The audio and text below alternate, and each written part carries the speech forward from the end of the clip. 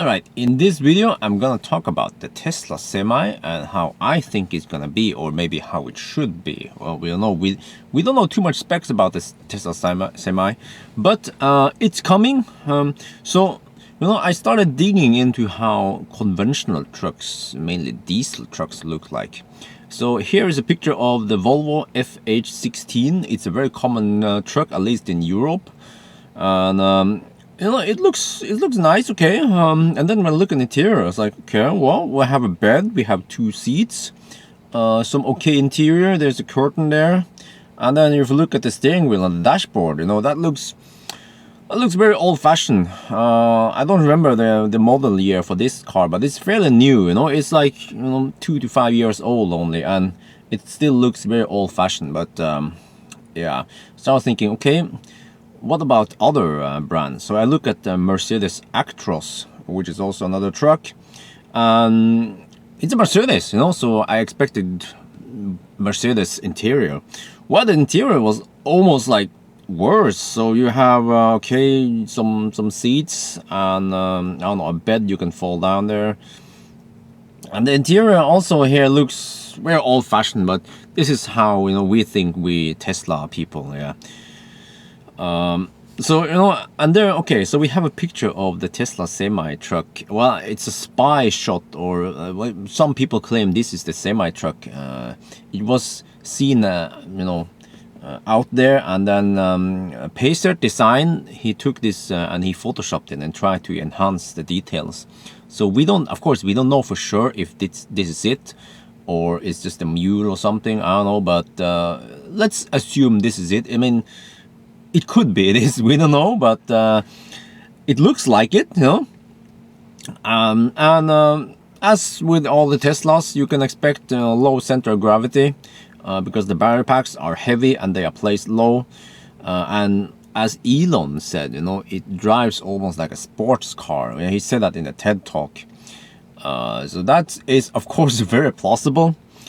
But also based on the picture, at least on the rendering picture, it looks like it has a fairly low entrance. It also could seem like the driver sits very low compared to the regular trucks, because regular trucks, you sit so high because you sit over the engine, but here you sit lower. Whether that has better like safety, I'm not sure. I talked to my friend Eric Levine from Australia. He was a truck driver before, so he had lots of experience with trucking. Well, he said that lower seating position doesn't really affect, your safety or whatever, your visibility and blind spot. But he used to do the city hauling, just around the city, and you go in and out, you climb in and out on that truck all the time. So you have to be pretty fit to do that. But here, it seems to be a much better, more convenient way to enter and exit the truck.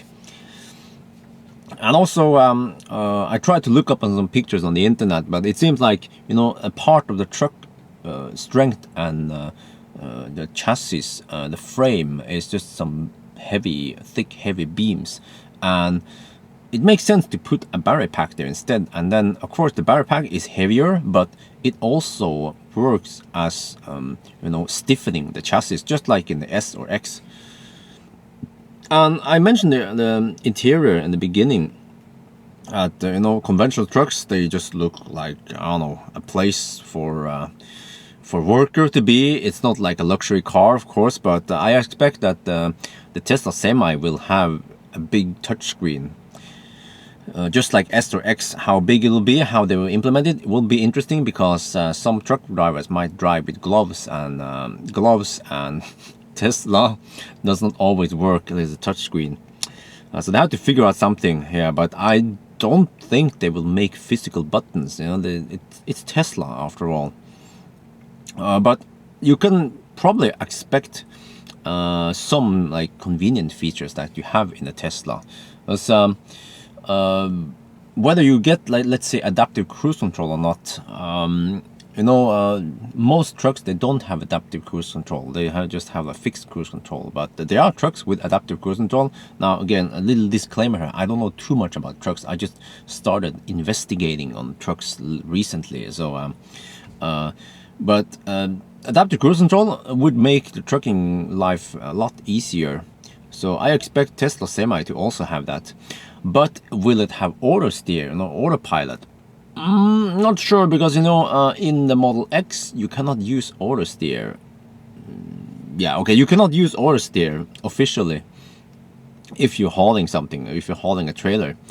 It has something to do with safety or whatever, and also, yeah, there's like lots of stuff that is switched off when you're hauling trailer, and you don't want the car to like automatically steer for you, because they can have some weird impact on the trailer. So especially if you have a big rig, would it be good if the if the car just starts steering for you? Well, I guess it could be implemented if it's done correctly, and if they set some parameters on what the auto steer can do and what it can't do. So whether it will get it or not, my gut feeling says there will be auto steer on the semi truck, and it will do the trucking life a lot easier, because then you don't have to like micro adjust your steering wheel for long trips. Yeah. But okay, let's talk about power. So at least the one car I know, a truck that is pretty powerful. I haven't found other cars, other trucks that are equally powerful. They could be, of course, but one of the well-known Volvo FH16 is considered the most powerful truck out there. So it has a whopping 750 horsepower, and it's a 16-liter V6. And it outputs a whopping 3,550 Newton meter torque. But if you look at this diagram, you will see that that torque is within, and also the horsepower is within a very narrow RPM ratio, because this is a freaking huge engine. Each cylinder is 2.3 liters. That's like the same, the same volume as a conventional, like a small car, like total. So yes, then to make everything work, they have to have a 12-speed gearbox, and other trucks might even have more. I don't know, 18 gear speed, so 18-speed gearbox or something. But this is just the nature of conventional trucks. You have to have gears. But it's pretty powerful. In terms of horsepower, it's not that much, but it just has massive torque to pull these heavy loads. And how will the semi be, the Tesla Semi? I try to gather all the sources of information, and it's been said that the Tesla Semi will use Model 3 motor. So not Model S or X motors, because the Model S and X motors, they are bigger and they can output, like, let's say 500 horsepower, the big performance motor. But instead Tesla chose to use these smaller motors for Model 3, which outputs about 250 horsepower and it can do 430 Newton meter of torque. But Elon said somewhere, okay, I couldn't find the tweet, but I guess he said it somewhere, that the semi will have a bunch of motors. And how much is a bunch? Okay, a bunch is not two motors. Two motors, dual motor, would be a pair of motors, or some motors. But a bunch must be more than two. So one configuration could be 4 motors, and if you see the picture, you have 3 axles. So there could be 1 motor in each of the rear axles to drive each wheel. That could be interesting, because then you can do some you could do some vectoring, torque vectoring, but also there shouldn't be a need to have what's it called again, a differential. Yeah, if you have separate motors on each wheel, or at least in the back there. Another configuration would be to have all-wheel drive, 6 motors. And with a 4-motor configuration, I'm guessing you could get about 1,000 horsepower, but only about 1,700 Newton meter. Or with the 6-motor configuration, maybe 1,500 horsepower and 2,600 Newton meter.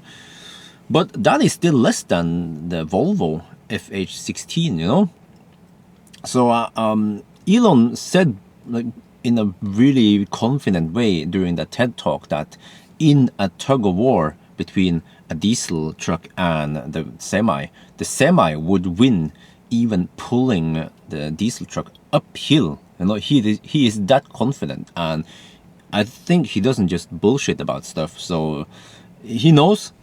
So I think the only way to achieve that is to have, you know, this reduction gear, because he also mentioned in the TED talk that there is a single gearbox, there is a single speed gearbox.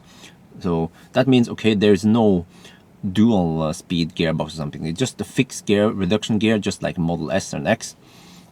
But if you look at the Model S, for instance, the classic one, the rear motor has a reduction gear of 9.73 to 1. And that means that, you know, if you take the P85, the classic P85, it has 600 Newton meter of torque. But because of the reduction gear, you get almost 6,000 Newton meter of torque on the wheels, minus some loss or whatever. I'm not an expert on this, but you get the idea. You get massive torque because of the reduction gear. And the Model S, you know, can do 200 and, well, at least that one could do about 210 or something kilometers per hour, and the trucks don't have to go that fast. They are not allowed to go that fast. So what you can do is you can reduce the reduction gear even further, or increase it, how you look at it. And that means, you know, the truck could have let's say a 20 to 1 gear ratio, because it can, yeah, and then it can do, like, let's say 110 kilometers per hour max. That's it. But you would get twice as much torque out of that. So let's say if you would do that with the Model S, okay, it would only, the P85, you know, it would only do 110 kilometers per hour, but you get twice the much torque. Well, you could pull, I don't know, a house after you or something. I'm not sure. But how much is that reduction gear? Well, I tried to look up. I couldn't find out, but I think it could be something like, this is just a wild guess, of course. It's almost like, you know, the Tesla Semi is driving on third gear. Yeah, and third gear sounds like a lot, but when I spoke to Eric Levine, you know, the truck driver, he said that usually you start on third gear, and then you might skip some gears. Let's say third gear, and then fifth gear, and seventh gear, 10th gear, or whatever. But you don't start with the first gear normally. The first gear and second gear is like when you have really heavy load and you have to start rolling, just crawling or something.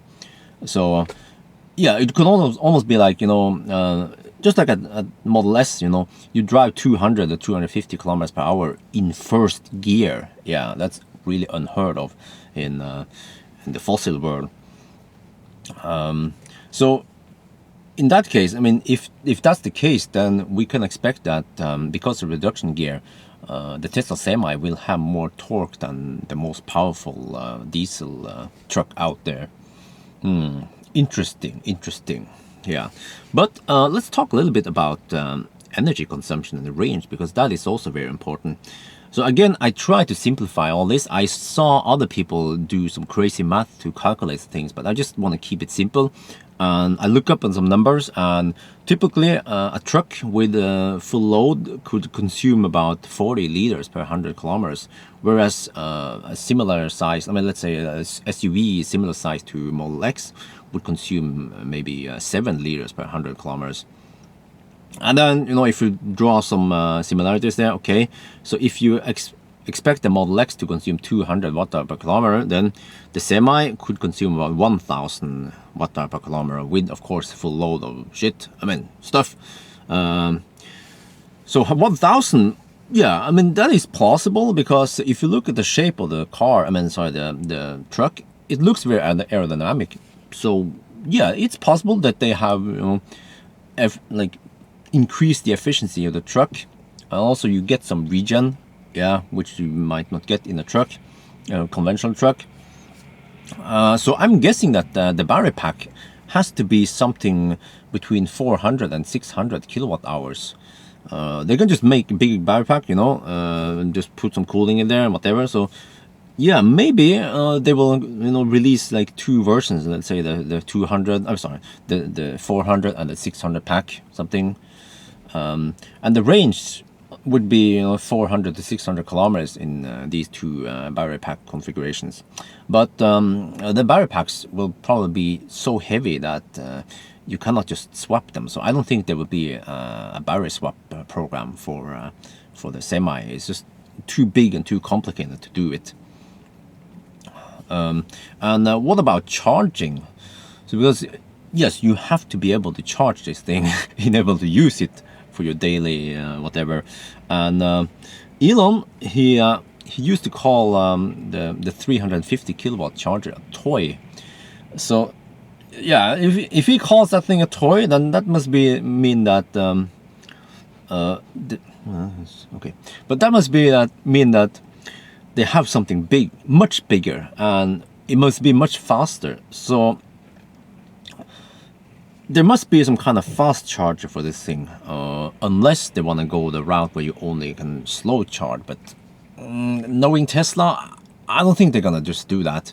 So my gut feeling says they will implement this. I just call it the ultra charger. No, but the ultra charger will be 600 kilowatt. That's a massive leap compared to today's supercharger, which practically delivers about 120 kilowatt. So that's 5 times faster than the existing one. And in order to get those massive power out there, you have to have a freaking huge cable.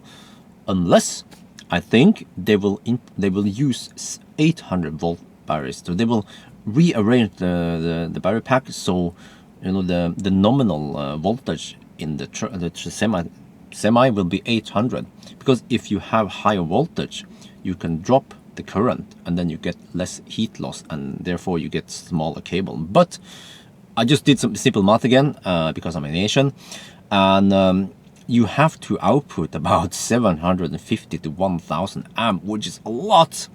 And the only way to do this, even with 800 volt system, is you have to use a water cooled cable. So I'm guessing, the cable, without doing, of course, too much crazy calculation again, is that it could be something like a supercharger cable, the big thick one, but it will be water cooled and it can support 800 volt. Because the water cooled conventional supercharger cable was supposed to be pretty thin compared to the regular one. I never touched one myself, but I saw some videos about it. And also, there is one problem with having these ultra chargers, is that they would pull so much freaking power, and you cannot just, suck all that in one location. So one location would probably just have one or maybe 2 stalls, if we could share it or something. Yeah, because when I mentioned the 600 kilowatt, okay, 600 kilowatt is peak, but when you start getting close to the top, you might get only 200 kilowatt more. Yeah. But yeah, because that, I think 1 or 2 stalls should be enough in the start, and then they will probably figure out something.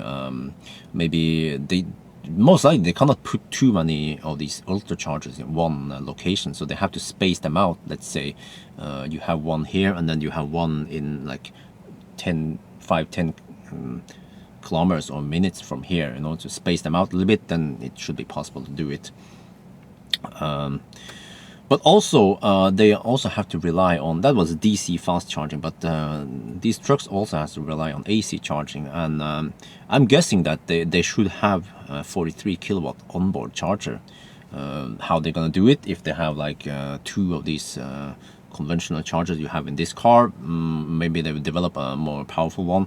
But to support 43 kilowatt makes sense to me, because slower charging than this wouldn't really cut it, and there should be available fast like a red plug somewhere when they park or wherever they do it, at the terminal or where there should be some power they can just plug in while they are loading, unloading, and park there for the night. But it will still require a lot of power, of course, to slow charge this beast up.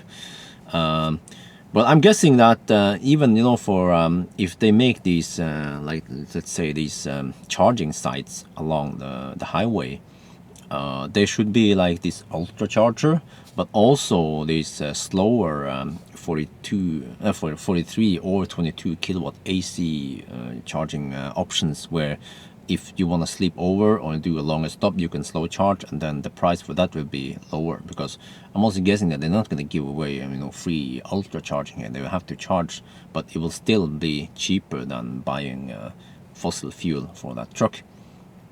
And of course, because this is an 800 volt system, a semi truck cannot just simply go to a CHAdeMO or whatever, or whatever, 50 kilowatt DC fast charge, because those can only deliver up to 500 volt, or usually they deliver around 400 volt. So, but of course with the AC, then the car takes care of that conversion up to 800 volt. So that will work. Of course, technically you could charge a Tesla Semi from a household plug. It's gonna take freaking forever, of course, but that's a different question. Yeah. But also, I also try to look up on these really complicated rules in EU or Europe. EU and Europe is almost the same. Well, it's not the same, but pretty much the same.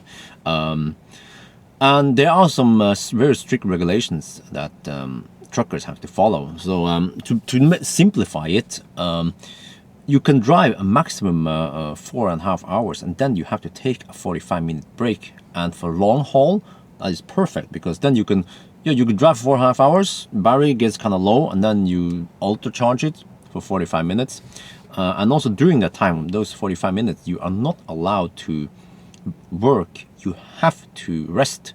So technically, you're not allowed to even, I don't know, tighten just straps on the cargo or something. You have to rest.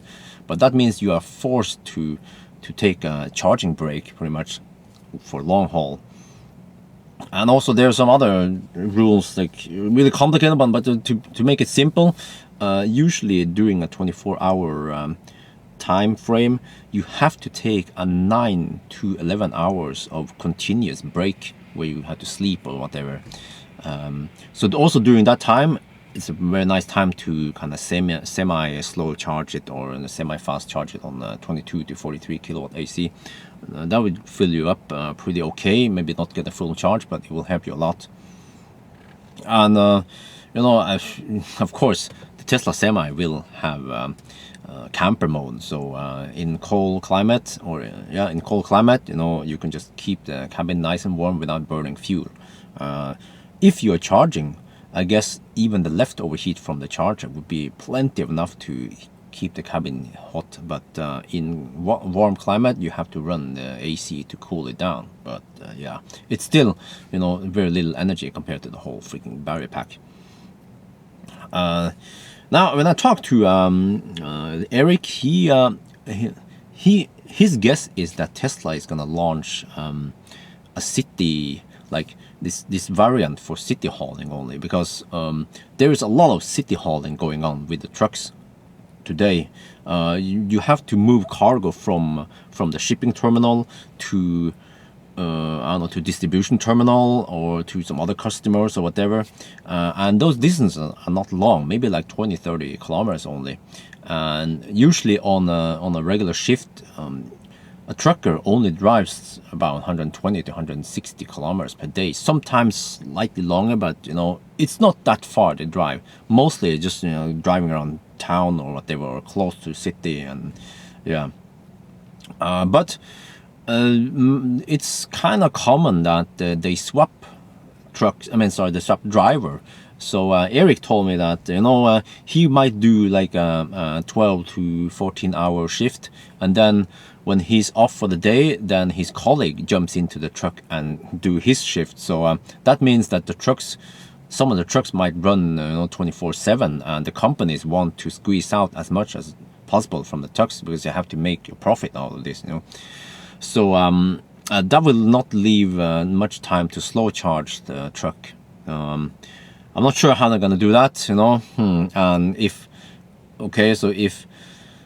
that's not possible, if he has to slow charge, then it's a cut down in profit. So it kind of makes sense to have these ultra chargers, but these ultra chargers would be so freaking expensive that I guess only Tesla will make them. Companies will probably not make them, and they also have to have this massive power feed. So yeah, this is like really hard to guess, but Will there be, will the semi be for long haul? Will it be designed for long hauling from the start? Kind of hard to guess. I look at the TED Talk again, and Elon said it's a long range truck, but he never said, truck for long hauling. So long range could be, just driving around the city, doing stuff there, and then, yeah, not for long haul. Yeah. All right, and I think the last thing I want to comment before I stop now, it's kind of a long video, is that people have been talking about this for a long time, especially with me and Optimus Prime. Put a battery pack in the trailer. Put the battery pack in the trailer. It's kind of complicated. You have to put a battery pack in there, and then you have to have some wiring back here, and there must be thermal management and stuff, and also like out of the box, you cannot charge your car while it's driving. But of course, if you start with blank sheets, then you can do everything. But a battery pack in a trailer, I don't think it's very usable for me as a regular hauler, but it makes more sense to a semi truck. So let me try to explain, because a semi truck is freaking heavy, and the truck itself might weigh about up to 10,000 metric tons. No, sorry, that's a lot. No. 10 metric tons, yes. About 10 metric tons, and then the cargo might be maybe like 50 metric tons or something, So that means that the truck only weighs about 20% of the whole, the whole train there, cargo train. And it's kind of limited how much the truck can regen, because it cannot, if it regens too hard, then it will just jackknife the whole thing. So it makes sense that the trailer can also regen, but if the trailer needs to regen, it has to have a motor there, and it has to have a battery pack, unless it sends the power back to the car, and okay, so I ask, there are lots of challenges, so I ask Eric again. So okay, so when you haul this stuff here, how often do you change trailer? Let's say you go to a company, unhitch, pick up a new trailer, and go back again. He said it's not that often. He claims that 90% of the time he uses the same trailer. So he has to go to this terminal and then pick up, like, let's say 3 or 4 pallets, and then maybe go to another place in the same terminal to pick up some more pallets, stuff like that. So in a way, it makes sense to have a whole system in the trailer. It must have drive unit, it must have thermal management, BMS, everything, motor or motors in there, and then the trailer could drive independently of the truck, but there will be for normal driving, you will have a communication cable between them, but that's it, just a communication cable. There will be no power going between these cars. These two units, and a very nice convenience feature would be that when you are detached, with the trailer is detached from the truck, you can move the trailer. And Eric said it would be heaven if he could just unhitch, and then with a remote control via a cable, maybe like a 2-meter cable, or wireless even, if he could just maneuver the trailer without a truck, because some places are so freaking tight, it takes very long time, and he wants to go back on the backside and see it from a better angle to safely maneuver this trailer. So that would be a pretty cool feature, and also you will have more, you will have regen on the trailer, plus the tractor trailer, let's call it, the truck, and that means better efficiency. But it's not only about efficiency when it comes to regen, because Eric told me that when he has to use engine braking, it's very noisy, like in the town or whatever, when he has to use engine braking, of course, plus the trailer is braking, but engine braking is very noisy. It kind of hurts you as a person who's driving it, and also kind of hurts the neighbors who are living there. So of course, having a semi-truck who would just regen really quietly like a freaking ninja would be heaven for everyone, and you get energy back. And again, Eric told me that when you have to service the truck and the trailer, I mean, the brakes on both the trailer and the truck is always like a problem zone there. There's like issues, and yeah, there will always be problems with the brakes and stuff, you know. It could also happen that it kind of locks down or whatever. So, but you know, hopefully when you have regen and you use those and you depend less on these brakes, then yeah, that would be great. But also another nice bonus with having, you know, propulsion is in the trailer is that you will have better traction. I don't know how many times I heard about semis in Norway in winter getting stuck. Well, of course, because they have crappy tires, but even with proper tires and chains, you know, you can get stuck. And with more wheels driving, it's heaven. But there's always a but. It will add more weight to the trailer, and it will steal some of the maximum cargo capacity in the trailer. Now again, the trailer also has the support beam, and it's just empty space, not used for anything, and also some dead weight, which is just metal supporting the whole frame of the trailer. And of course, if you put a barrier pack there, maybe Tesla can do something smart and you know, not let the weight of the trailer go up that much, but there will still be some complexity in this system. So I mean, as much as it would be super awesome to have, you know, a motorized trailer, I don't think they're gonna make it. I think it will just be the truck. That's it, you know, the tractor trailer, or I mean the tractor unit, or I think in Australia they call it the prime mover. I like that name, prime mover. Optimus Prime Mover, yeah. But oh yes, that was a lot of rambling about the Tesla semi-truck. So you know, it's interesting. I started digging into how trucks work and how, you know, how truckers work, and it's interesting. And in many ways, electric propulsion for trucking seems to have lots of advantages compared to, let's say, just, you know, electric drive for transportation, for personal transportation, like for us. For the trucking industry, it looks to have, I mean, as long as everything works and you have, let's say, fast charge, ultra charge, or whatever, it seems to make more sense to them than to us. But of course, this is just a wild guess from me, who's a noob. So we will see in a couple of weeks how the beast will be for real. Yeah. All right. So I guess that's it for now. If you have some comments, please leave them below. I will try to answer them. Yeah. So as usual. Yeah. All right. Bye bye then. And oh, it's nice to have Optimus Prime back.